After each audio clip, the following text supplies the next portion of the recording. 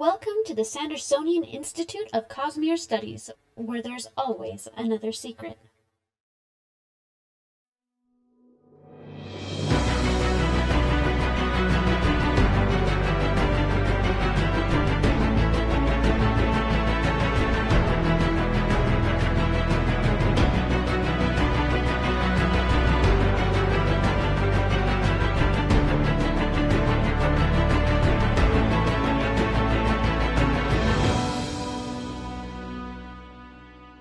We're back. Did you miss us? It is time for another episode of the Sandersonian Institute of Cosmere Studies, episode 8. Today is June 25th, 2018. In this episode, we're going to be wrapping up our discussion of Era 1 of the Mistborn series and finishing up our discussion of the Hero of Ages at the same time, the conclusion of Brandon Sanderson's original Mistborn trilogy. Remember, as we record each episode, we've got a live chat running, so if you're listening to the podcast or watching the YouTube video later on, make sure you join us every other Monday night, starting at 7:30 p.m. Pacific Time, 10:30 p.m. Eastern, at www.twitch.tv/innkeeperstable. Join us for the live recordings and take an active part in the discussions. I'm Bill, and I am, as always, joined by my heroic co-host, Jordan. Hey. Unfortunately, Amy was unable to make it tonight, and we miss her, but we've got a special treat tonight. Considering the fact that we're tying things up on Scadrial for a while, we decided to reach out to Seth from over at the Mistborn Spoilers and Wheel of Time Spoilers podcast to join us as a guest. Welcome, hey, Seth. guys. Thanks for having me on. Oh. We're glad to have you. We're both fans. We enjoy your podcast. So for our listeners who aren't familiar with your work, tell us a little bit about your shows. You've got 2 shows that you do, right? Yeah, I've been doing the Wheel of Time Spoilers podcast for a little over a year now, and we're just starting on the Mistborn Spoilers podcast. We're about 6 episodes into that one. We've been doing both of those now for a little while. But we sort of do a different format. We are going in depth into the books. So we go chapter by chapter and really just rip them apart. You know, as Kelsier says, there's always another secret. It's our tagline. It's such a great quote. And so we just try and figure out, like, what are the character motivations? Why are they doing what they're doing? Why are they saying what they're saying? And what do they think is going on? And plus, you know, there's so many characters in those books. Sometimes it's nice to have somebody tell you, hey, this character shows up in these 3 places in the course of the book. Well, especially, like you said, you start with Wheel of Time. There are hundreds of characters in those books, and so it's easy to get lost. I remember I would read, what happened is I would try and read from beginning to end, and by the time I got to book 8 or book 9, I couldn't tell who was an Aes Sedai, who was an Aiel, who was who, and so. Well, there's that whole scene in Ebu Dar where you've got the Sea Folk, you've got the Kin, you've got the Wilders, you've got Tower Aes Sedai, you've got Rebel Aes Sedai, and they're all women of various stubbornness. And I love it, and I have grown up with those books so much that I've read them many times, and I know those characters backwards and forwards, and that I think is a lot of what we bring, is the ability to, like, we talk about these folks because we know them and we like them. Yeah, now so I know what my dad feels like whenever I'm talking about Mistborn. And that's how I feel whenever you're talking about basketball or football, so, you know. Yeah. Oh, I'm right there with you. But, Jordan is, like we were talking about earlier, Jordan is kind of jealous, I think, of the way that y'all discuss Mistborn, because... Oh, I'd love to do something like that. But, to get into the nitty-gritty. That we also want to eventually get to the Stormlight Archive. But see, that's the beauty of it. We have material that will last us for years. We'll never get through it all. Yeah, how far in are you right now? Into Mistborn? No, into Wheel of Time. We are on chapter 20-something of the Dragon Reborn. Which is book 3, right? Book 3, yes. Oh, you've got a long... And that's after a year, right? Yeah, about a year. A little over a year. It takes us about 6 months per book. That's just amazing. That I admire your dedication. Well, you have to understand that this book series has been with me for over 20 years and been a Right. huge part of my life for over 20 years. So the idea of dedicating another 5 or 6 or 7 to it is, obvious. Mm-hmm. See, for me, what happened is I read up through, I believe it was Winter's Heart, possibly the next one, and then I kind of fell off the wagon. And just because I was kind of done at that point, just there was so much going on. But then I found out that Brandon was finishing, and I said, okay, you know what? If they had chosen anybody else to finish this, I could have walked away and said no. But then they went and they picked Brandon. I was like, all right, here we go. And so I went and I started back at the beginning and read through all of them. I did the audiobook on that read until I got to Brandon's books. And then just finally plowed through, and it was worth the wait. It was... Seth, isn't that sort of the reverse for you? Like, you didn't really know much about Brandon until... That's exactly it. I'd never heard about Brandon until... I never even seen one of his books until I heard the announcement. And Harry, and I was a huge fan of Wheel of Time, and Robert Jordan dying had crushed my soul. It's something I joked about, like, oh my god, what happens if he dies before the books end? Right. And he did. Right. Which I think is why so many people talk about it with George R.R. Martin and Game of Thrones. Well, and they're starting to wonder about Brandon just because there's so much. But yeah, well, he's young enough that I'm not worrying about it yet. Right. And he writes prolifically enough that...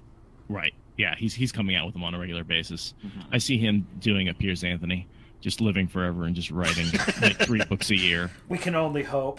If he does that, I am not going to complain, because so far I haven't been disappointed. The list of people who I'm willing to bestow immortality on, he's on the short list.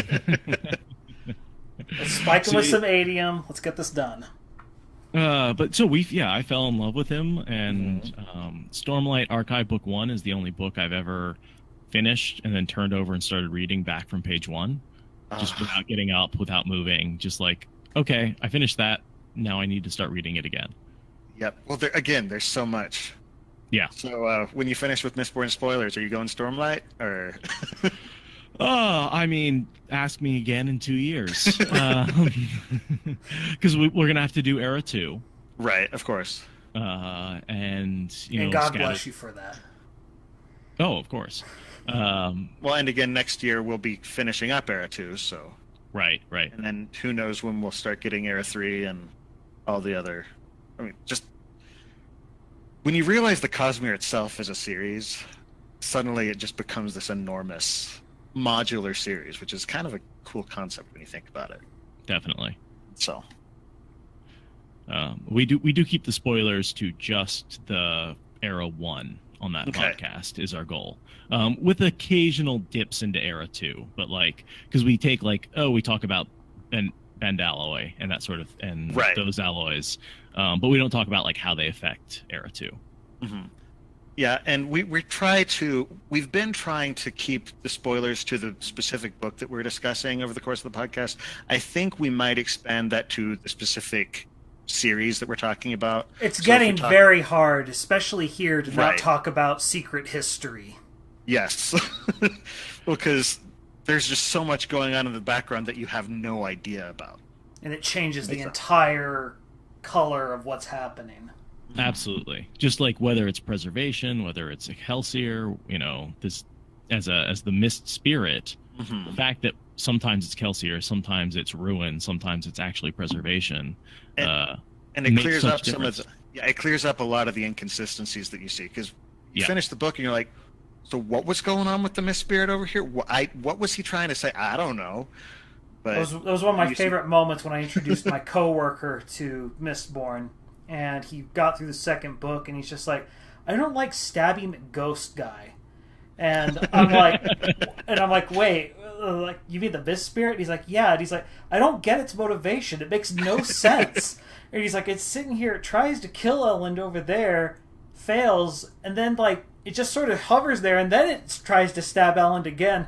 And me, having read the entire series and Mistborn Secret History, I'm just like, I can't.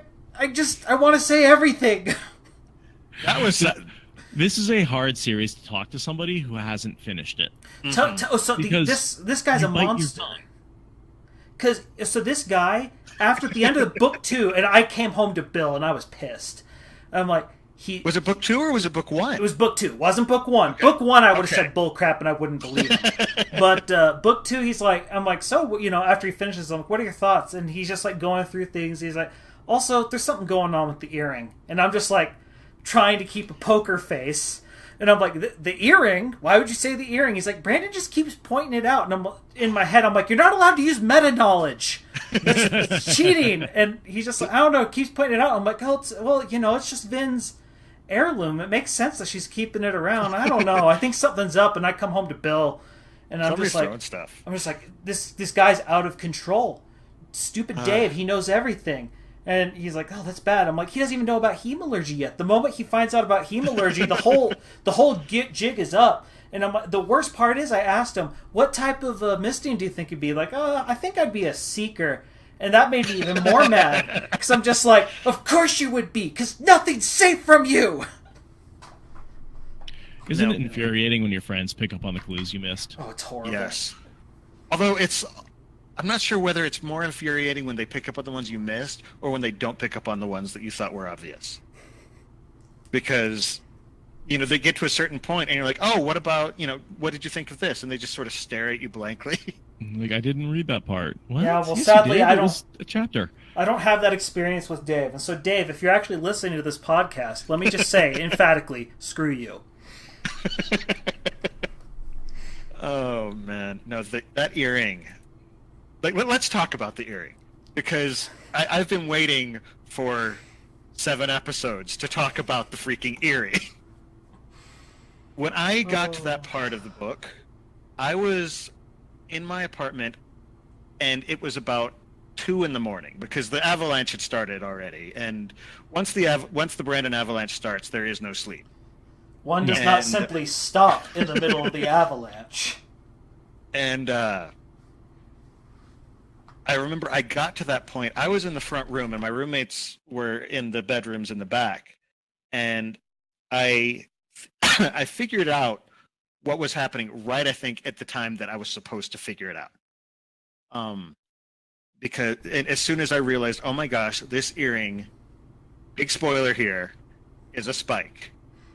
And I remember reading that line, and my eyes got huge, and I just said, what the heck? And I threw the book across the room because it was just sort of I can't process this. This is just because this is something that had been set up 2 books prior and had always been there, but was never really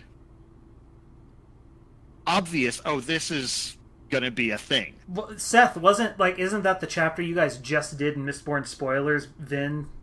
For the first time. Yeah, she puts her earring in for the first time. And then immediately Reen starts talking to her the moment she puts the she earring immediately in. starts hearing whispers. There's so many layers. He made a 3-layer cake. Mm-hmm. And every time you take a layer off, there's a whole different kind of cake underneath. And so at first glance, you think it's this very simple hero journey, and on the second one, you think it's now she's beaten the first power. She has to face the second bigger power and beat that. And of course she's going to win. And then it turns out, no, not only does she release the power and do the wrong thing, but the prophecies are all bullshit. And killing the Lord Ruler was the wrong thing to do in the first place. Yeah. And then he gives you the 3rd layer, which is, oh, by the way, none of that matters. It was Sazed that was the hero the whole time. Yeah. And if you were thinking about it, it was obvious the entire time. You're just like, dang it, Brandon! No, and that's what's beautiful, is that he built that whole thing in place. Mm-hmm. And it existed from the beginning, and it's so well foreshadowed, but also very hard to spot. Mm-hmm. Mm-hmm. Now, one of the benefits that Brandon had of the way that this was written and came about is when he sold Elantris, he didn't have, he had several other books written, but Tor didn't buy those other books from him. He basically gave them, he gave them a taste by letting them see the original Way of Kings. And Which, they said, boy, "Holy that's cow, drinking from the fire hose." this is a 1,000-page epic. Of course, they're not going to want to publish this on an author who they haven't even published one book from yet." But he said, "Now I do have another idea. It's 3 books," and he was actually able to write all 3 of them as a single chunk, and before even the first book was released. So he did have the ability to go back and make sure that everything lined up before the first one was published. More authors should do that. Unfortunately, a lot of publishers don't like that because they want the books coming out constantly. I know. What's with businesses wanting to make money? Business. You're Oh, going is to that the- what I've been doing wrong? Am I supposed to be making money? That's apparently the issue. Oh, I thought I was just supposed to shovel stuff out into the economy, then stimulate it, and then people would give me money back out of gratitude. Is that not how... It turns out humans are horrible. I'm learning so much. Why does stimulating the economy always feel very sexual to me? I'm glad I wasn't wow! taking a drink. Got him to laugh so loud he overmodulated. Anyway. Oh, man. No, but yeah. Speaking of the economy, ATM, God metal, holy crap. Yeah. Yeah, so that's another thing. Brandon said it's just something that he enjoys is the concept of states of matter. And so he decided to build a religion around it. Because, like you do, Yeah. Well, and I love how he talks about ingesting the metal makes so much sense. That is the idea that you eat something and gain power from it. That's what food is. We eat it, we gain energy, and so that idea works really well as a magical system. Well, and the thing economic that's different. Well, and the thing that's different about ingesting is that they don't actually draw the power from the metal itself. The metal is sort of a key that allows them to access the power. I'm diabetic, and when you take insulin, it unlocks your cells and allows you to burn the sugar that's in your blood. And it's the same thing. The insulin itself isn't the energy that you're getting. It unlocks the energy. It creates a conduit from you to the source of that power, which in this case is preservation, which is inherent in humanity. And so I think that that's a fascinating concept. And so, Jordan, you were talking about the economy. Well, I was fascinated the second, because this is the second read through, and Seth alluded to it, the fact that the God metal was what the economy was based on. And I hadn't thought through the first time I read it, just the sort of the brilliance of how he uses that in all 3 books. Because in the first book, they always allude to the Lord Ruler's adium cache, and this is how the crew's going to get paid. And then, moot point, because they end up killing the Lord Ruler and they can't find it. And so the second book's all about finding the adium cache. What's interesting is in the third book, as it's, as they're sitting there trying to find the adium cache, and Ruin's trying to find the adium cache, Yeoman is the one who points out, to Ellen, he's just like, or no, it's to Vin, I think it was. I gotta remember. Yeah, and he's just like, the adium cache is worthless. The only reason it was useful in the first place is to control the various houses. And the houses are, scattered to and fro. No one can even burn the stuff because you 2 are the only Mistborns that we know of anymore. And he's like, so what? Killed all the other ones. Yeah. So what? So it's pointless. And so what I find interesting is how it's very true how adium was only as useful to the economy as it was for Mistborn to burn it so that they could fight other Mistborn. And once you took that away, adium economically became worthless. And then right as everyone thought it was worthless, it turns out it's the most important thing in the entire world. Right. Did you notice how a lot of Vin's drive to find the ATM in the third book was driven by Ruin? Oh, yeah. Influencing her by the spike. I mean, that's a big part of them going from cache to cache was Ruin wanting them to find that final cache because he's looking for the ATM. I actually hadn't even picked up on that. Wow. Yeah, a big part of their motivation, and Vin's searching for that ATM is totally Ruin's influence. Yeah, and what's interesting is because Ruin can't control Vin. The spike isn't, she doesn't have enough power on that. Yeah. But it's just the little things, like just whispering things in her ear in Reen's voice, just being like, yeah, but, this lesson I taught you. And she's like, well, that is a good point. Yeah, he's this puppet master. Like, let's talk a little bit about AT, actually. Because AT shows up in the Stormlight Archive in the epigrams. Just very, very briefly, there's a slight mention of him where there's a communication between one of the other shards and Hoid. And they mention that AT was actually very, very generous, was a friendly, good person.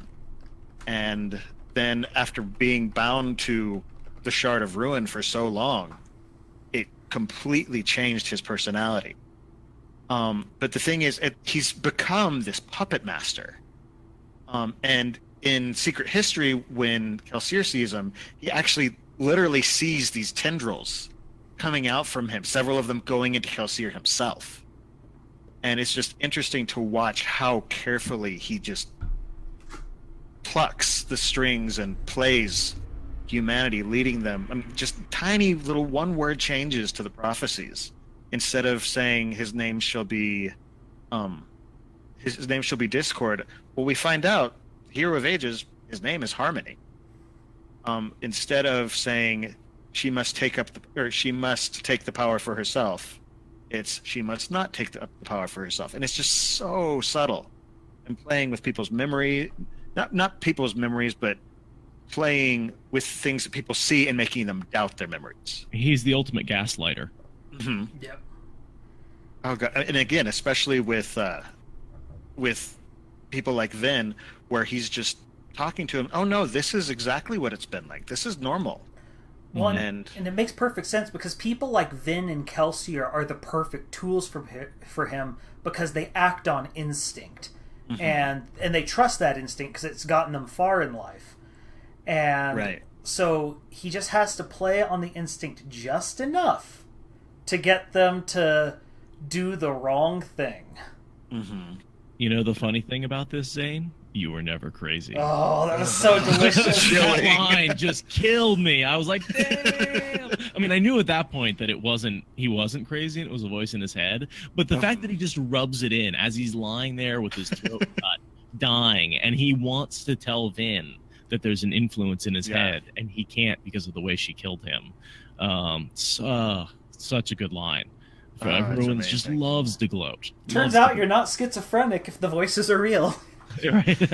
The thing is, though, you might say the three of us sitting here with no one else in the room talking to the sky with our headphones in look very schizophrenic, but the voices are real, I think. Mm-hmm. Maybe, hopefully. If not, I'm having fun. So. Exactly. But the thing is, as much of a puppet master as 80 is, Laris played him like a harp, and it was amazing in the end because he set things into play that, I mean, for example, 80's thinking, okay, Vin is this perfect victim for me to take to manipulate. She's got, she's a Mistborn herself. She snapped going through the birth canal, so she's basically lived as a Mistborn her entire life. She has a sister who's a Seeker, so we can use that to boost her abilities. But Laris is the one who put her into play. And just... The thing I find interesting, because we talk about Ruin as this great puppet master, and Laris just being better. Literally almost every single tool Ruin thought he was using to win the day is what lost it for him. He first used Kelsier. Kelsier ends up, from Secret History, being very important to his destruction. He thinks he's using Marsh, but Marsh is saving himself for just the right moment. He thinks he's using Vin, but Vin has been prepared for this moment. He thinks he's using the Kandra, but the Kandra have been prepared by the Lord Ruler for this moment. He thinks he's using the Lord Ruler, but the Lord Ruler set up plans for when he died. And you just look at everything that he thought he was doing. Preservation completely outplayed him at every single turn, and it's gorgeous. Maybe not the Koloss. No, not the Koloss. Yeah, the Koloss are just messed up. They No, he got, but even the Koloss, Body horror. the one thing that was fun about that, I love the Koloss. The very few viewpoints we got with them through human, I just loved seeing how Ruins, because Ruins control in Marsh was a lot more layered, because it had to be, because Marsh is a much more intelligent being, more so nuanced he has individual. yeah, and he has a lot more spikes. And whereas Marsh, I always thought of as Ruin's avatar. well, at many points he used him like that, because Marsh started in some ways lulling Ruin into thinking he had him completely, because Marsh started throwing himself into the commands that Ruin was giving him, and so that Ruin would feel like he had to hold him back a bit. Because I think we get the viewpoint when Marsh kills Goradel from Marsh's Yes, we do. We get it from Marsh's perspective. and because Marsh wants to just destroy everything, because he's throwing himself at it, and he tries to destroy the plate that Goradel had. And then Ruin has to hold him back. No. We need to read this. And so it makes him think he has Marsh completely up until that final moment. And then we find out Kelsier's helping him as well, the final moment. But it's still just this, it's a well-played con game. If there's one thing Kelsier and his brother knew how to do, is they knew how to, con someone. Yeah. No, it's just I don't know what to add to that, because that's exactly. I just also want to point out Goradel in that scene. For a guy who can't burn anything, he actually gave Marsh some problems. Well, the other thing that's funny is Brandon likes to take these throwaway characters that show up and then bring them back. In the first book, he did it with Menace. The old ska from the plantation at the very beginning, and then he shows up again at the very end of the book, and he's leading a group of these ska, and he's the one who stays behind and actually keeps the army from being totally obliterated. And then in this one, Goradel was just some guard outside of Credit Shaw in the first book, and Vin convinced him to join the ska cause, and Brandon said, "Hey, this guy was cool. Let's bring him back." Les de Bornes was my other favorite character who did that. Where he was just Spook, just the nephew of the guy we want to talk about, and he becomes the last Mistborn king. The king for 100 years after the ascension of Sazed. And Brandon didn't even intend that. It wasn't until he was working on the third book that he just thought, this is a good place to use Spook. Spook could work well here. And holy cow, you worked amazing. Yeah. And so the concept, I remember the very first time that Spook started burning pewter, I just thought, what is happening? This is very different, because it's either one or all. And he's got two. I love how many characters got spiked in the last book, how careful Ruin was, and how he used battles to stab someone and then stab, like Spook behind him, or to spike the city leader in the heart. Penrod, getting Penrod in the heart. And right. Oh, man. Well, the citizen was brilliant. spiked as well. And Zane, of course, which is how he was able. Now, Zane may have spiked himself. I was wondering about that. Did spike himself. Basically, if people are already unstable, Ruin's already got a little bit of influence over them.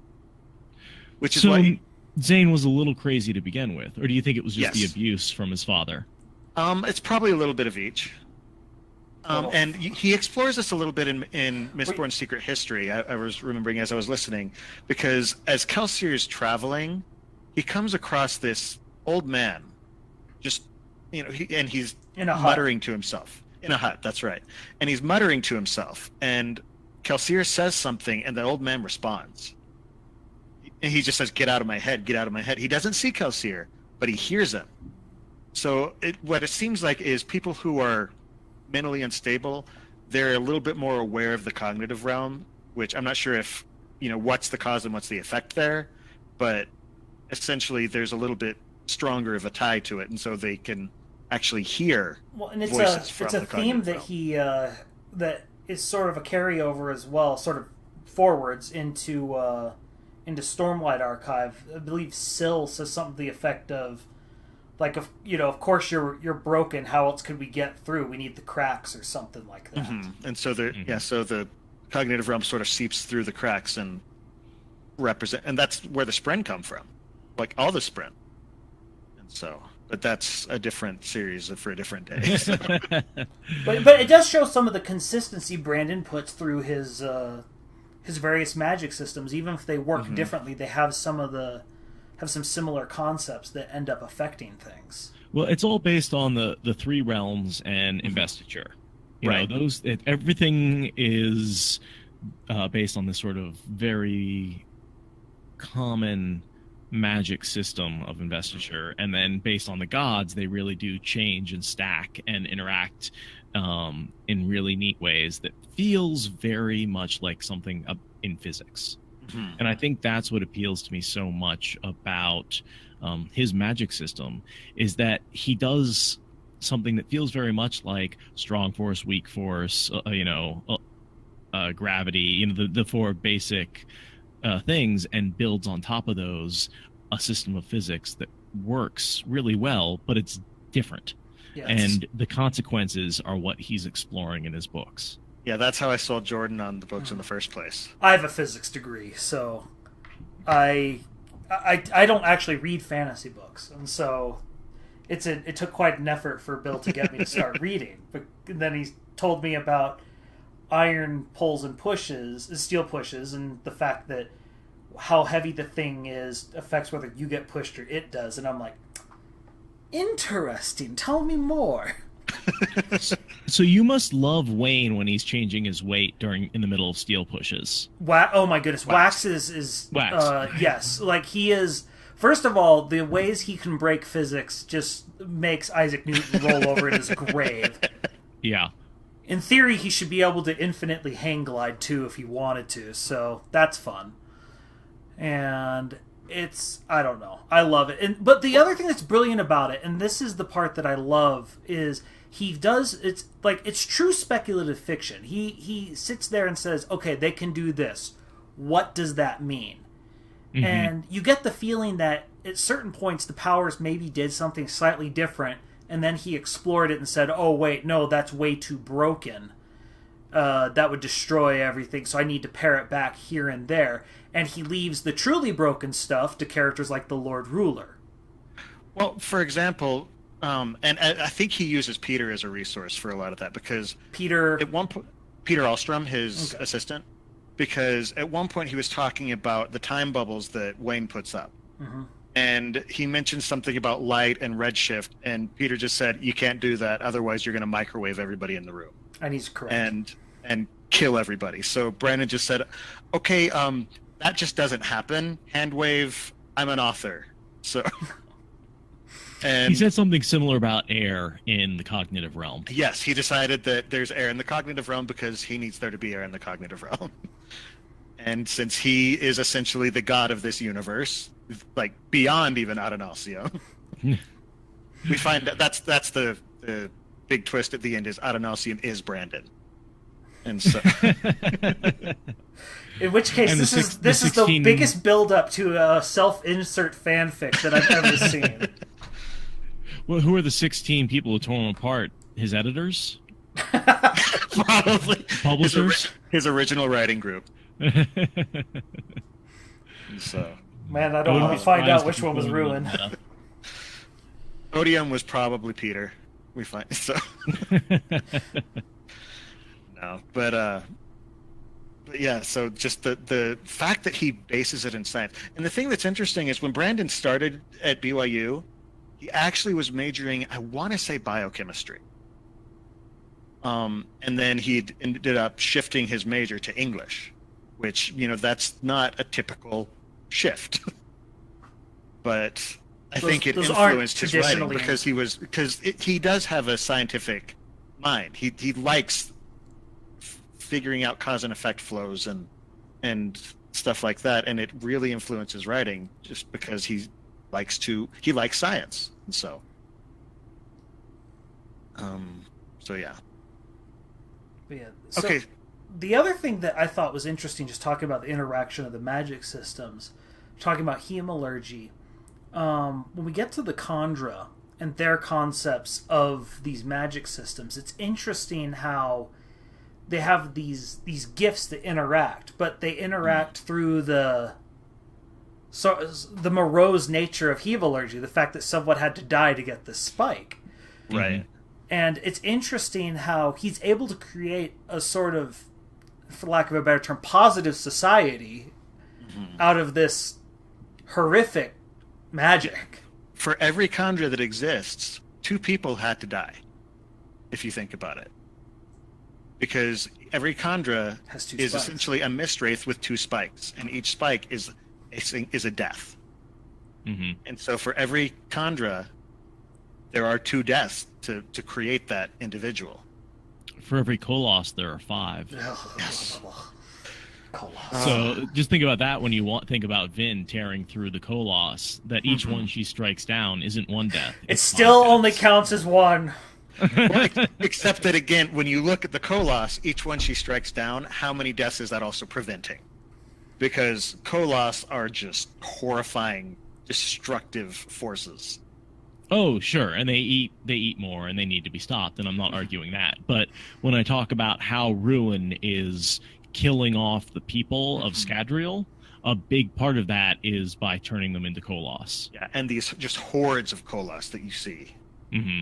Like, he's been building them up by raiding villages and just picking people off whenever he can, and turning them into more Koloss. And then, of course, there's the Inquisitors, who I believe they each had, 12 spikes?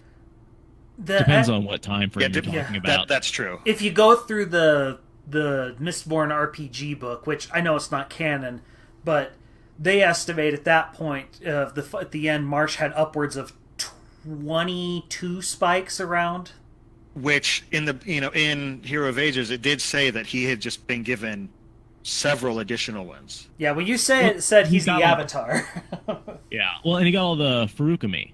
Yeah. Ferukami, whatever. Like, mostly before Lord Ruler's death, the Inquisitors were only given alamatic powers. With a because little bit of gold healing. Yeah, except for gold. Yes. They did have the healing.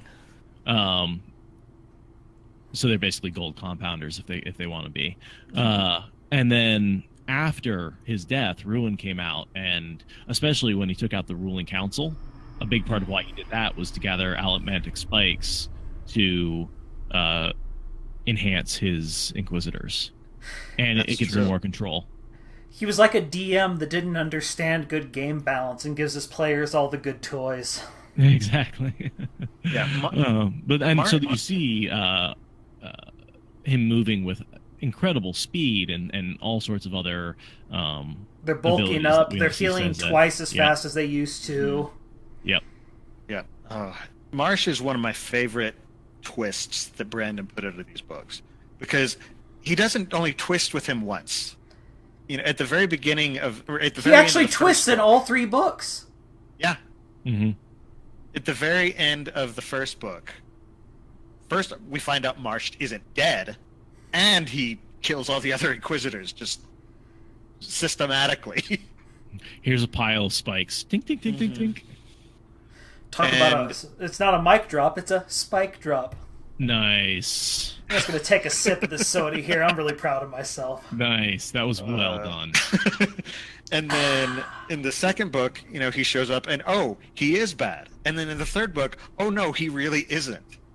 And Kelsier's line in Secret History to Ruin, when that happens, when he says, "You spiked the wrong brother." And because Marsh was always the better, that had the higher morals. Mm-hmm. And, Kelsier thinks that he probably would have just eventually become a tool of Ruin. But Marsh was always fighting, even subtly. Well, especially at that point, because Kelsier now understood at that point the full extent to which he was a tool of ruin in his life. Without even being spiked, he had become a tool of ruin. And so imagine if he had spiked him, how... that's a reunion I can't wait to see, the Kelsier Marsh, because they're both technically still alive in Era 2. Mm-hmm. And I don't know if it'll start with one of them being punched either. Well, and Brandon has said in an interview or something, he said that Kelsier is going to be an important part of Era 3. Which I don't know what he means by an important part. Is he, stuff that he's done is important? Is he an active character? What is Kelsier? And then, but yeah, Marsh is still around as essentially the High Priest of Sazed, which is another interesting turn. When he shows up in Era 2 and he's essentially become the Avatar of Death. And he's still alive through atium compounding, right? Correct. Yes. And apparently, even the Lord Ruler, his atium compounding, it was, it started as time progresses, he has to store and burn more and more and more. And so it does kind of stretch him out. Yeah, it's because if he's trying to appear 20 years old at age 200, he now has to compound 180 years instead of the 100 that was 80 years before. Exactly. And so that one's just going to have diminishing returns. And so Marsh is eventually going to start to get stretched in the same way, but he does have atium compounding and is essentially immortal. The only issue is he has a limited amount of atium. Right. Although apparently Harmonium, if you use the right scientific process, which I don't think they have the capability yet, can be split into Lerasium and Atium. Or Atium can be split out. I don't know about Lerasium because that just seems overpowered. Because as powerful as Atium is, Lerasium gives Mistborn. Well, it's the fact that it can be split, but it's I don't think it can be split into both because it's not a reversible process. Okay. Which gets into chemistry, but so it's more like it can be refined. Well, and we don't. Because you can break things down like that. It was a question. I can't find the word of Brandon. I was looking for it. I swear I read it. And if I'm making this up completely, I'm sorry to everyone. But someone had asked him, and he said, in theory, you could do something maybe like that, possibly. But I doubt it's something that'll come back. But there's the question of. Because the whole point of burning the atium was so that 80 wouldn't have his body, so that Ruin could be killed by preservation Vin, because we're in that brief period of time where Vin hasn't been overcome by the powers of preservation, so she can still kill, and he doesn't have his body, so he's essentially he's missing his body, and preservation's missing his the mind. And so they're about equal, and so they can annihilate one another in a matter-antimatter kind of way. Mm-hmm. And so, but the issue is, and the thing we don't quite know, because it was stated, I think, in the epigrams, I can't quite remember. Maybe it was Secret History, but the atium would eventually reform, but it would take about, 300 years or something? 300 years. Which means that in Era 2... It was that was the epigraphs. And so the thing we don't know, I'm willing to bet it's going to be covered in the next, book 4 of Era 2, is will the atium reform it wherever the pits of Hassan are, even though Harmony is, there? I assume the pits were destroyed, and that there was no longer an outpouring of that power. So when Sazed became Harmony, sort of became defunct. A moot point. Yeah, I think at that point there was no. Now I actually don't have a lot of proof for that, but I could see Brandon going either way. Yeah, because we have no proof either way. All we know is that the Kandra homeland still exists, but we have no clue if it's still at the pits, or if it is at the pits, do the pits even matter? Because the whole reason Atium even formed at the pits is because apparently that's where Ruin's shard pool was. Right. And so we don't even know if... Does he have 2 shard pools? Does he have only the one? Well, we do know there is harmonium, or there's a etametal, I think is what it's called. Yeah, it's that called metal and both. harmonium. Yeah. Wait, what's the difference? It's They're the same thing. They're the same It's thing. Two okay. names for the same Okay. substance. Well, 'cause my yeah. understanding is harmonium is what actually Sazed calls it. Ep008 is what the Southerners. Southerners called it. Got it. Okay. So different. I'm going to look that up. I'm pretty sure. So that's my, right. my assumption was that without atium and ruin, without ruin, you don't have atium, and without harmony, you don't have lerasium. You just have Harmonium. That it makes sense. I've stopped trying to predict what Brandon's going to do because he keeps just coming out of left field and making something that fits perfectly, but I was not expecting. What's the term he uses on writing excuses? It's surprising but inevitable. Yes. Mm-hmm. Mm-hmm. And so it's I like to try and predict what's going on, but at the same time, I just don't know. So, and of course, we've learned in the Stormlight Archive that predicting the future is evil, apparently. So. Well, it's of odium. What can you say? yeah. Exactly. It's of odium. But the thing that's interesting about the whole concept of him taking up the two shards is just his very interesting, and I put it in the side here, the fact that in the first two books he was a believer in all these various religions, if not that they were all true, that they all had truth to them. Mm-hmm. Then he goes, after what's her name? Tindwell's death, he goes through this crisis of faith, and he starts going through religion by religion because he's trying to find out, does her soul persist in death? Because he realizes, I know all these religions, but I have no proof that the soul persists in death, so I have no clue if she's still there or if this is all pointless. And then he suddenly gets to starting to believe again because of Spook's actions. That there's something going on. He doesn't know what, but he believes something's going on. And so he ends up in this weird, I will trust that there's a plan, but I don't really have any proof of it, and Vin's the hero of ages, so she'll save us all. And then she never shows up, because he's just like, where's Vin? She's supposed to show up right here. And then if her body collapses out of the sky along with some redheaded dude. And he's just like, what? No, this isn't how it's supposed to be. She's the hero, and then he touches both, and then suddenly he realizes, oh no. I'm the hero. I'm the hero of ages. Well, and I love the very first line of the epigrams is, I am unfortunately the hero of ages.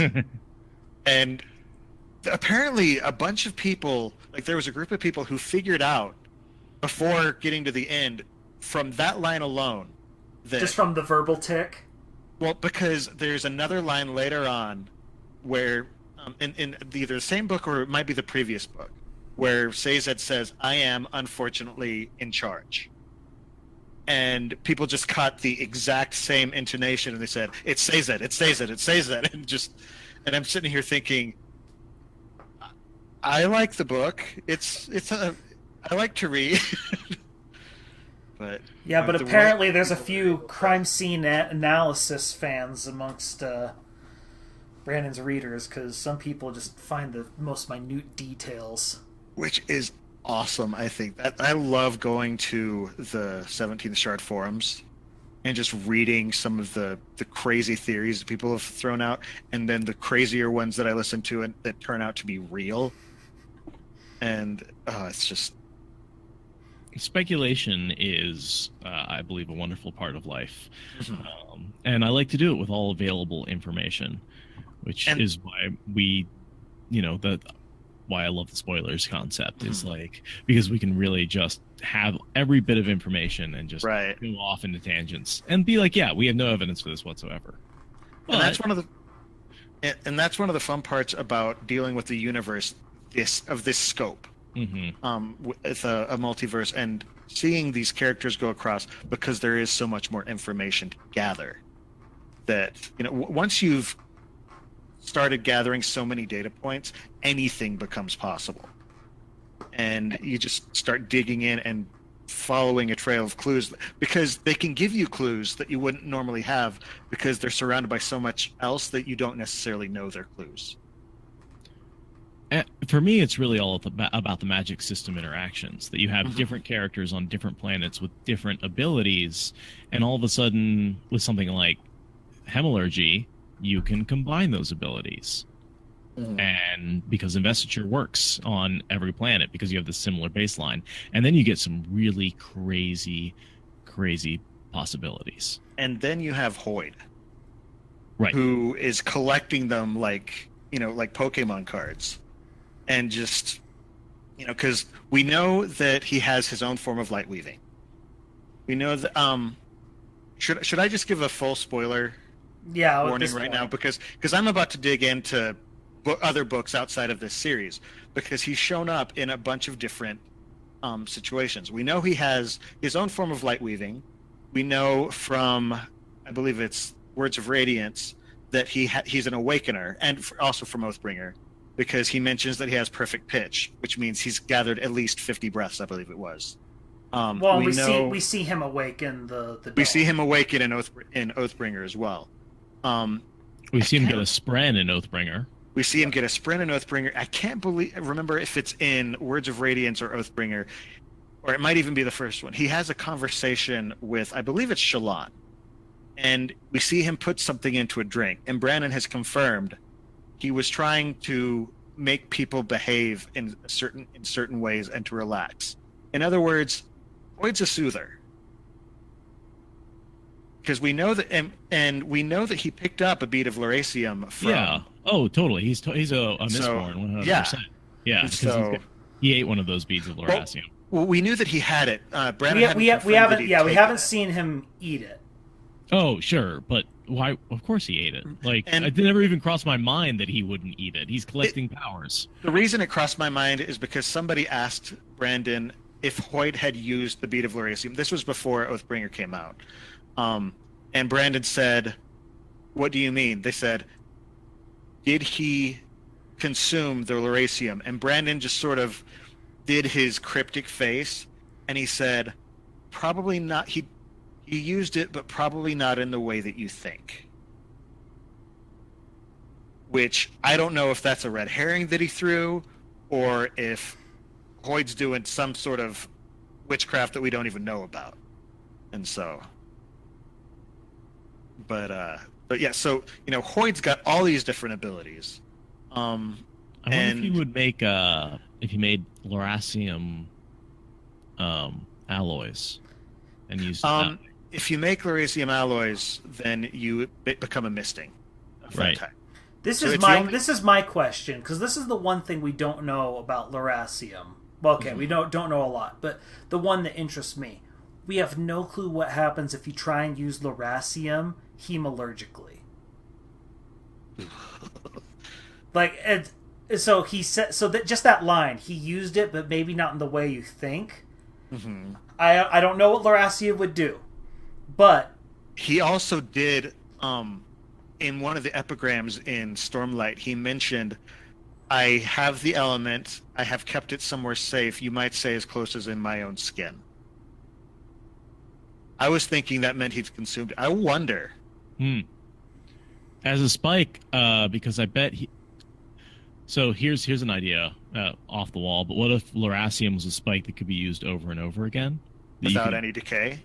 Or just preservation, okay. Oh, or right, with multiple... With multiple powers. So one spike, I can get not only all the Mistborn powers, but all the ferrochemical powers and maybe even other magic system powers. That would follow how because I've puzzled this out and I haven't been come up with anything. That's the best idea I've heard so far, because That's interesting. Well, because ADM steals one power and essentially destroys the rest because the other ones are going to go away, and so it would make sense that Lerasium being end positive in a negative use, might be able to do something like that.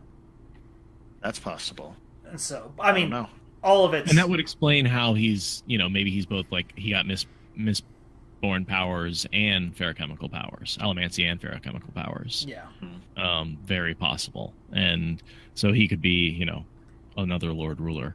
The other on part top of that's everything else. that's interesting is we do know about Hoid, that Hoid had the ability to become a shard. He could have been one of the 16. And, he was present. and he turned it down. Now, the theory that makes sense to me is because Hoid realized, oh, you would end up being overtaken by the shard, and that didn't seem worth it to him. Yet here he is amassing power. For what purpose, we don't know. But I find it interesting that he's still trying to, in some way, it looks like, gain all the powers of the various shards without losing himself in the process. You compare that to Sazed, who would normally be overtaken by the shards, but his two shards are so diametrically opposite of one another that Sazed has, as we can see in the Second Era, mostly retained who he is. Like, we don't see any real change in his personality. I might argue with you on that one. I think he's a little trapped by balance. Oh, he has said he's they're very so diametrically opposed. He finds it difficult to do use the anything. powers. Mm-hmm. But and I think that it could be possible that you know, Sazed's only 300 years into his acquiring the power. Mm-hmm. Over many millennium, he might come to the point where he like enforces a balance, maybe even where there shouldn't be one. Could. And I could see that somehow that would affect him in a not positive way.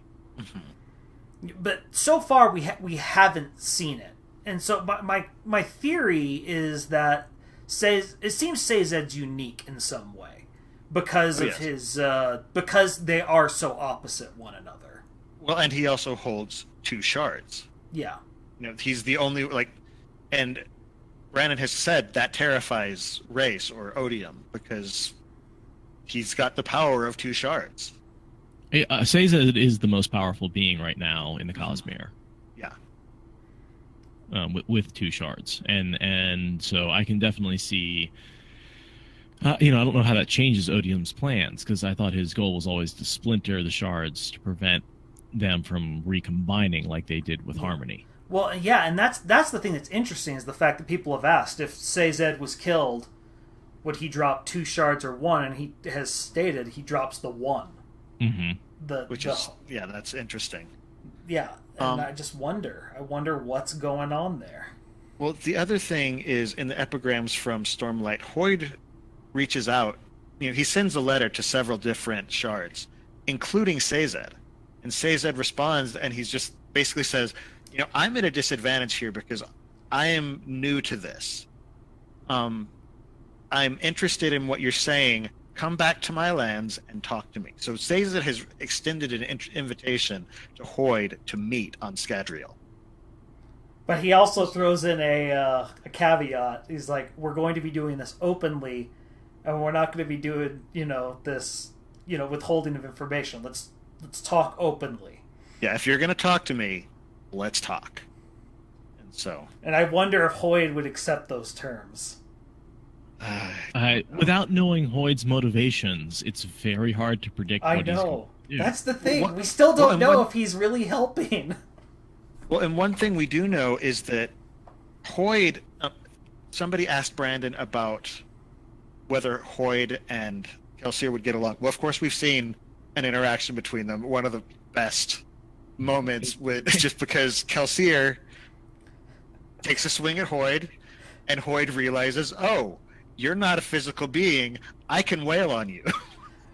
It's funny because they both learned so much in that interaction. Well, and again, I mentioned it in the last episode.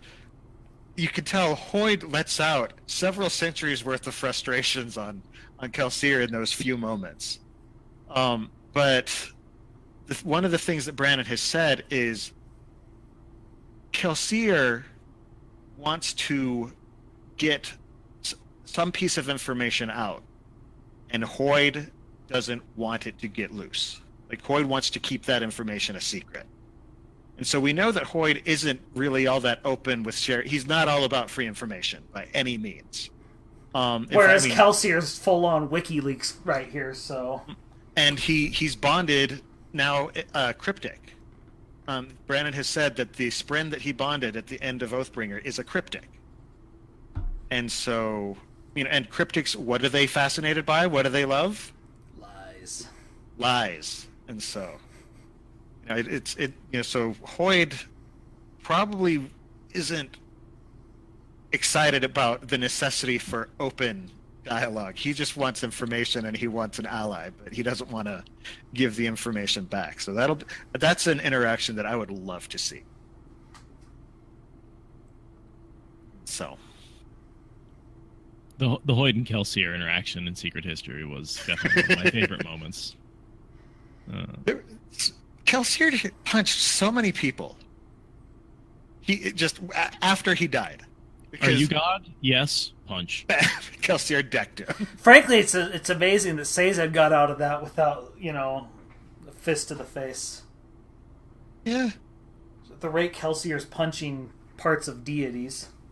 I mean, he went after Ruin and then wasn't able to. And then was he able to do it the second, like at another? Yeah. After Ruin dies, he was talking to Vin and Elend, and then Ruin collapses. He's like, "Excuse me for a moment." And then he just goes and decks him and then goes back. He's just like, there we go. And just the wonderful petty nature of Kelsier. But that's who Kelsier is. That's the psychopath that we've grown to love. You think he harbors a grudge? What, for manipulating him for his entire life and trying to destroy his world? Nah, he's good. They're well, cool. He's shown to be a very forgiving guy.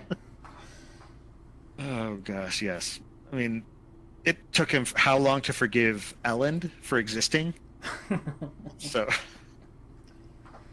Oh, but yeah, there's just... So there's one character much. we haven't talked about. We haven't talked about TenSoon too much. Love TenSoon. He's my favorite. I think he's my favorite in this entire series. Really? That high? In the Mistborn trilogy, yes. Yeah, no, but even still, like, why so? We talked about it on one of my early podcasts, and I came down on the TenSoon as my favorite.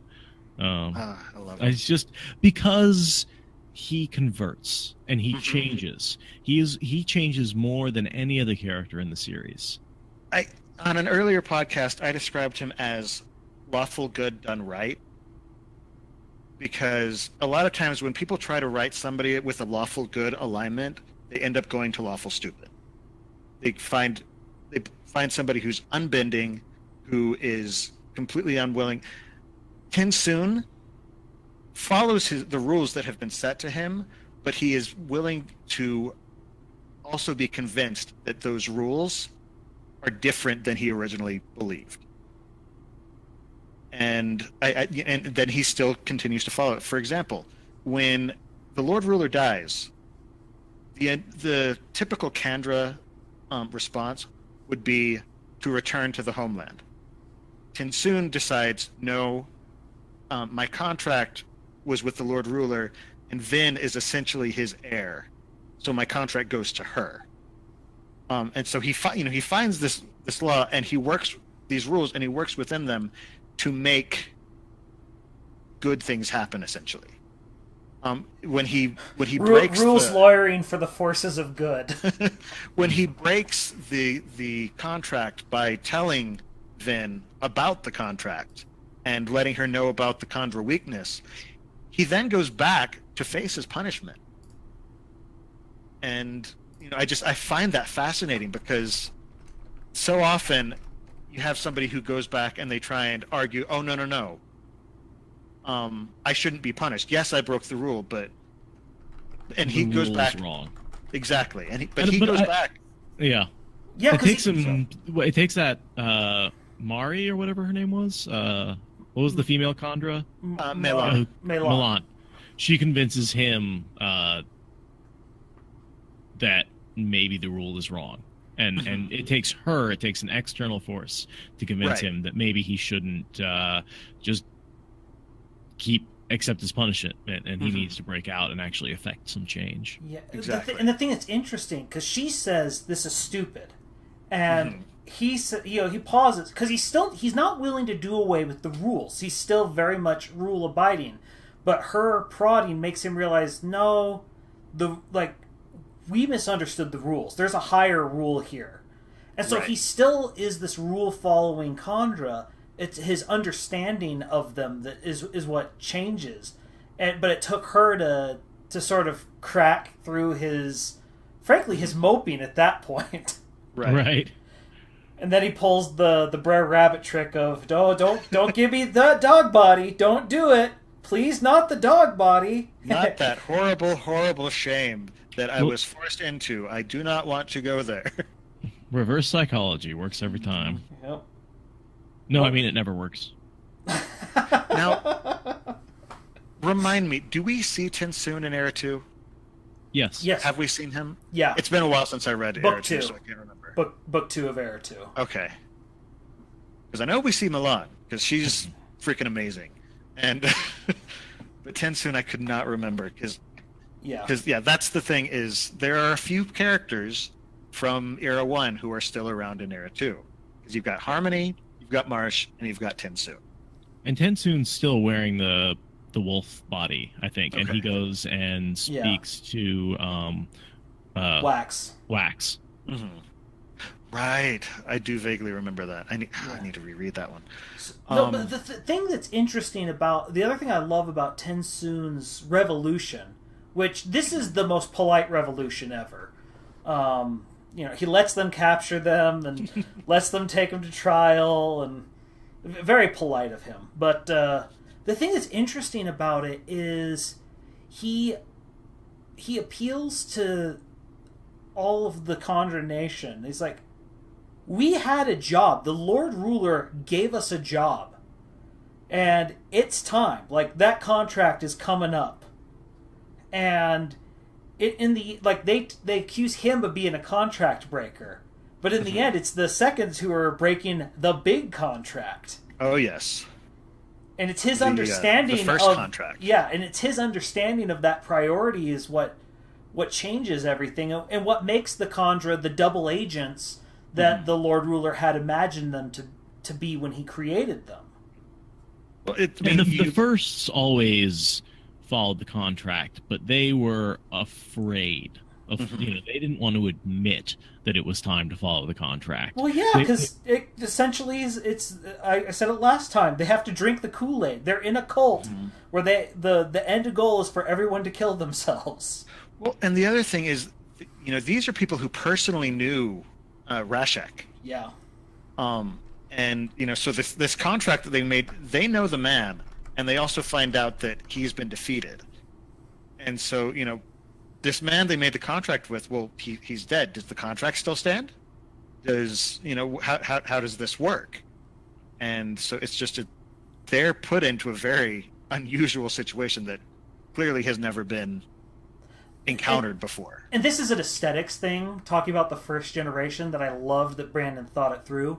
Whereas everyone else has these designed bone structures, the first generation look unique because they have human bones. Their bones. Their own bones. Mm-hmm. That was just like I remember when I read that, I'm like, of course they'd have their own bones. Why didn't I realize that? That's dumb of me. Because their whole goal was to die and then resurrect themselves, basically, without the ability to use for ferochemy. And so they are attempting to just be human again. Right. And so they use their own bones, adopt their own visage, and just basically get to live forever. And that's also where the whole habit of all the Kandra taking on human bodies comes from. Because the first generation has human bodies, so everyone else wants to use human-like bodies. Yeah, that's something... Doesn't Tensoon sort of muse on that? The fact that they hate the humans so much, but they keep taking on humanoid forms. And I think it's because they emulate the first generation, which attempts to emulate themselves. And that also ties into Rashek. He hated Klenium, but he also admired them, and he designed the noble society around the Kleni. Jealousy and hate are very closely linked, and that jealousy, I think, comes out in attempting to reproduce what he was jealous of. Absolutely. Okay, we should probably start wrapping up, but before we do, I do want to talk about Scadrial itself, because as much as I love the crew and Tensoon and just all of these other characters, Scadrial itself is an integral part of the story of Mistborn.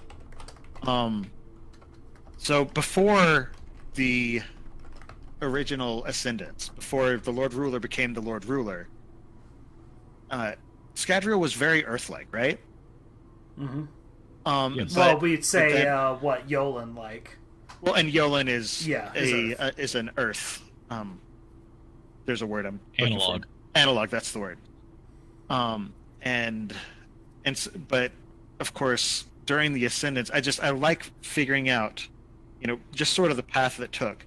But like you said, it was very Yolan-like. The reason it was so Yolan-like is because it was actually created by preservation and ruin. Most of the other planets that the Shards settled on were already there. But preservation and ruin actually they found a solar system that had a giant empty space, and they said, hey, let's put a planet here. We've got space to work with. And that concept, and because of that, there's actually a lot more, in my opinion, from what I can tell, there's more of them invested into the planet itself, which is why, the metals are a link to preservation, to the actual power of investiture. And if you look at what's the book called, Arcanum Unbounded, and you read Chris's little prologue before all of the short stories that take place on Scadrial, she talks about Scadrial and how it's impossible for them to really date anything based on star charts and stuff like that, because they kept changing. And I think that's just a really interesting little touch that Brandon put in. Chris also says it's her favorite planet for scholarly study in the Cosmere, because of the interactions of her magics with the natural physics are, she says, multitude, varied, and fascinating. So it's just, I like the concept of, this is a planet that the premier scholar in the Cosmere. Apparently, Brandon has said that Chris might even be more Cosmere aware than Hoid at this point, because she's just been studying so much, while Hoid has been trying to achieve his goals. I'm sorry, who's Chris? Okay, so the Ars Arcanums in the back of each of the books were all written by a single individual. Oh, okay. And it's been confirmed that is Chris from the White Sand books. In Secret History, her and Naj are the ones who Kelsier bump into. Yes. And they give him the dagger. The dagger, yeah. So there's I have not read White Sand. Okay. She's a scholar. Honestly, yeah, she's essentially a scholar. White Sand is the very first book that's taken place that has been published so far. So it's the earliest one in the Cosmere. And so she's been traveling around for centuries, figuring out what's going on and studying and documenting. And again, if at the end of each of the books in the Cosmere, there's an Ars Arcana or Ars Arcanum that explains how the magic systems work. But if you read them closely, you can tell they're sort of written in universe, and we've since found out that she's the one who wrote them. So, but yeah, so I just like the concept of this is her favorite planet because, one, there's a lot of magic systems. Two, they interact with her magics differently, and it's just I love that he's actually made the planet almost a character in and of itself. Well, and the other thing that's interesting about the planet itself is the fact that more so than the other books, he really looks into what would people need to survive on this planet. And the fact that the planet moved, you could tell he really started thinking, okay, we move, suddenly it's hotter, crap, we need smoke, crap, they can't breathe now. Okay, we changed their lungs so that they all now have permanent smoker lung, but it works for them. And then the ash continues to fall and gather and build up. Yeah. I'm going to create these little microbes that eat it and break it down. Yeah, and just the layers upon layers of thinking things through, because microbes aren't going to come up in the story. We only learn about the microbes in the epigrams. Mm-hmm. But the fact that in this fantasy book where no one was sitting there asking, it's like, well, how does the ash know? Well, I'm sure someone was, but most people would just say, because magic. And the fact that he takes the time to sit there and think things through and be like, how would this macrobiome work? Mm-hmm. And what would change once we move it back? And the fact that he pours that all into Sazed's knowledge so that when Sazed fixes everything, he has essentially the sum knowledge of all creation that mortals had gathered, and that's enough to fix it. And you know what's interesting is it doesn't feel as bad as midichlorians did. And Nothing does. Nothing does. But the thing is, it's these small little creatures that make things possible, and they're in the background. But that's the important thing. They're in the background. You don't talk about them. Well, and they don't provide the source of all magic. They're Correct. just like he alters the DNA of a bacteria to make it eat ash instead of whatever. It's a we can conceptualize doing that in a lab today. Yeah, absolutely. Well, I read a study the other day that I think the Gates Foundation is actually planning on creating genetically bred mosquitoes that are going to go out and mate, that have a shorter lifespan, so that their offspring will die before they reach the biting phase, so that it won't spread the Zika virus and malaria and stuff like that. It's just, these are things that people are working on now, and so it's plausible. I can't wait till we get a bacteria that'll eat plastic. Oh boy, break it back down. That'll take some engineering, but who knows? They're working on it, and they may have accidentally created it. Accidentally? I wouldn't be surprised if it. No, so it was I believe in Britain. I mean, this is obviously way off topic, but there was a guy in Britain. They were doing experiments with something else, and they may have accidentally created a bacteria that does exactly that. They were trying to do something else. But that's how biology do. I mean, penicillin. Yep. You weren't expecting it. Suddenly you see this culture that bacteria aren't growing around the mold spot, and you think, hey, I can do something here. And to me, it makes sense that, plastic is oil-based, oil is carbon-based. It seems like it should be able to be broken down into some sort of edible material. Yeah, but we're all just overlooking the part where these things then become, well, wait, oil is carbon-based, humans are carbon-based, and then we kill ourselves. But yeah, I don't know. I think that's why you wash your hands. I think we're a little bit off the reservation, so that's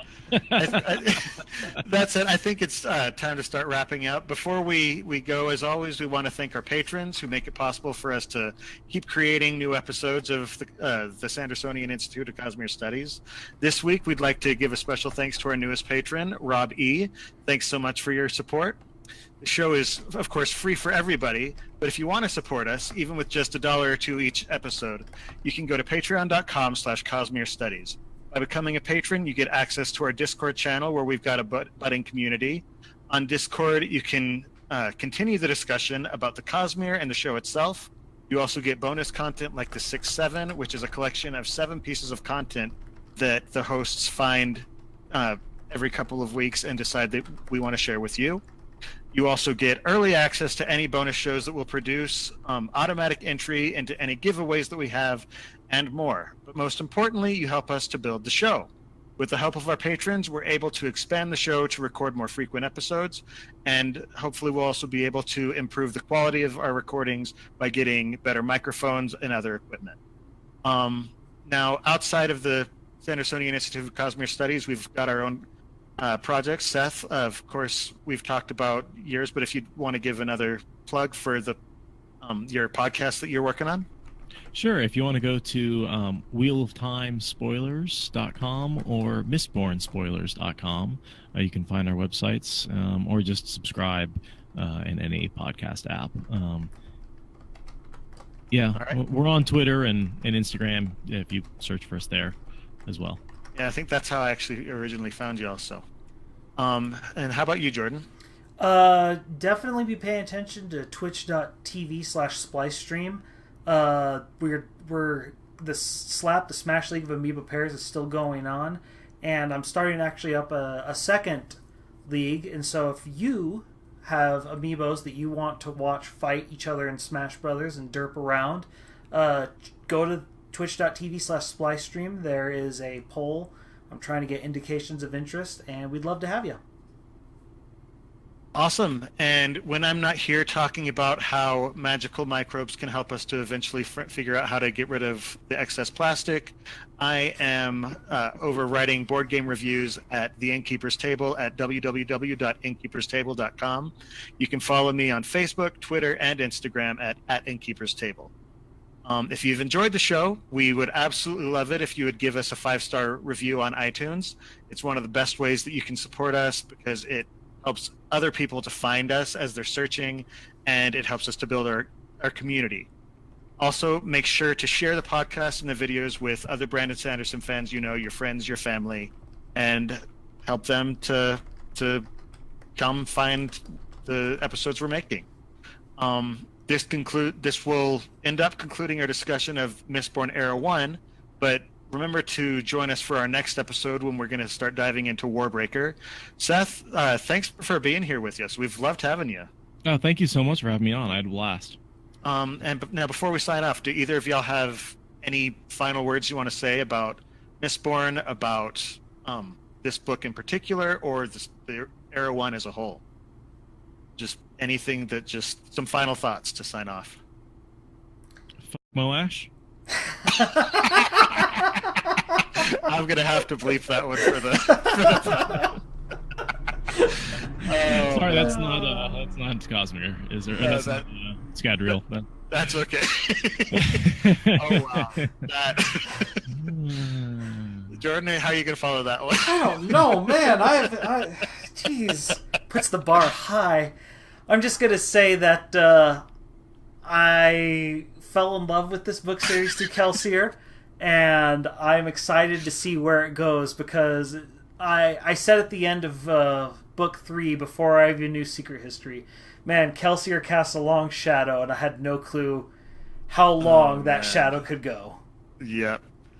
I guess in all seriousness, I will say the first time I read Mistborn, I kind of hated it because it so messed with my expectations and was so not what I was expecting on each book. I was like, no, that's not how it happens. No. And so it was only on a reread that I was like, wow, this is actually kind of pure genius. But I was so emotionally invested that like killing off Vin was just it hit me so hard and deep. When Ellen and Vin went down, I was just like, that's not okay. It's not okay. It's something we and Bill discussed. We had like 6 viewpoint characters throughout the 3 books: Kelsier, Vin, Ellen, Sazed, Spook, and Tensoon, and Brandon had killed half of them by the end of it all. And made one of them a god. And 2 of them live forever. He does a great job, and one of the ones who lives forever died. What? Kelsier. Well, we were talking about Tensoon and Sazed, I know, but yeah, one of the ones who died refused to actually be dead. Yeah, he's just that stubborn through sheer force of will. And I think that as a book series overall, I can pick out a few issues that I have with it that I think as Brandon is more mature as an author, he's addressed. And absolutely. But as an introduction to the Cosmere and as an introduction to Brandon, I would say that Mistborn is untoppable. Well, the thing that's great about it, too, is even though it's a trilogy, the first book can stand on its own. Yes. And so, I mean, because you've got the happy ending from the first book, and you can say, hey, I'm done. I only want to read one book. And so if you're trying to introduce a friend, you can say, well, just read this one book, and they can, and it's not as daunting to them. It's a heck of a gateway drug. If you say, hey, this is part of a trilogy. Hey, this trilogy is actually part of a 7-book series that's actually going to end up being 13 books long. Hey, this 13-book series is actually part of a series that's going to be 40-something books long. You know, people will start to get intimidated and say, no, I'm not diving in. But if you say, hey, here's a really good book. Okay. Do you know how hard it is to get people to read The Wheel of Time? Yep. Say it's book I'm one, fully aware of how hard it is. Jordan hasn't read it yet because he is fully aware of how hard it is because he's the hard one to convince. And so, wait, you didn't tell me that before we started this podcast. I'm sorry. We're gonna have to cut. That's not, no. You haven't read Wheel of Time. I'm gonna yell at you about that for a little while. No, you said you didn't read fantasy. I get that. He's mentioned he doesn't read fantasy novels. So the thing is, it's what made it interesting because I was able, like, all the plot twists and stuff I love because I don't have any expectations going in. And so all the quote-unquote rules that Brandon breaks, I had no clue he was breaking them. I'm just like, oh, that's a cool plot twist. Now, the thing I love about this series is this is when I actually became introduced to the Cosmere as a whole, because as soon as I finished this book, again, at 3 or 4 in the morning, I immediately went to the internet and I just searched for, like, Mistborn ending theories or something like that, because I remember thinking, okay, there's more going on, because Sazed alluded to other things going on in his ending note, and suddenly I ended up at this website called the Time Waster's Guide, which was essentially Brandon and a few other authors had created a forum page. Brandon over there was known as Evil Undead Overlord, so his screen name was just EUOL. And and Brandon would actually, this was one of the earlier things that he'd written, so Brandon was actually interacting. And I remember reading through some of the conversations on there, and somebody said, so did you see where Hoid was in this book? And as Jordan has said before, my thought was, what's a Hoid? And so I looked up Hoid, and nothing has been the same. Now I've got a podcast that I've talked about these books with my friends, and it's just it's mind-boggling the extent of what he's made here. If Bill's life was the Spider-Man storyline, that was the moment the spider bit him. Oh, man. Well, again, we want to thank you for being on here with us, Seth. We've really enjoyed it. It's been great. Thank you, guys.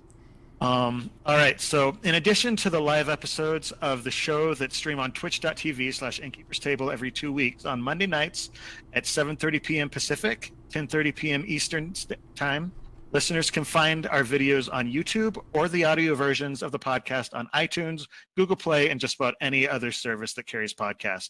Just do a search for Cosmere Studies. You can also follow us and contact us through Twitter, Instagram, and Facebook under the profile name @Cosmere Studies. We want to hear your feedback. We want to hear any questions you have. If there are topics that you want us to discuss on the show, feel free to write us at cosmerestudies@gmail.com, as well as on our social media accounts or in the comments section of our videos on YouTube. That does it for this week's episode of the Sandersonian Institute of Cosmere Studies. So on behalf of Jordan, Seth, myself, and of course Amy, who we wish could be here, thanks for listening, and remember, there's always another secret.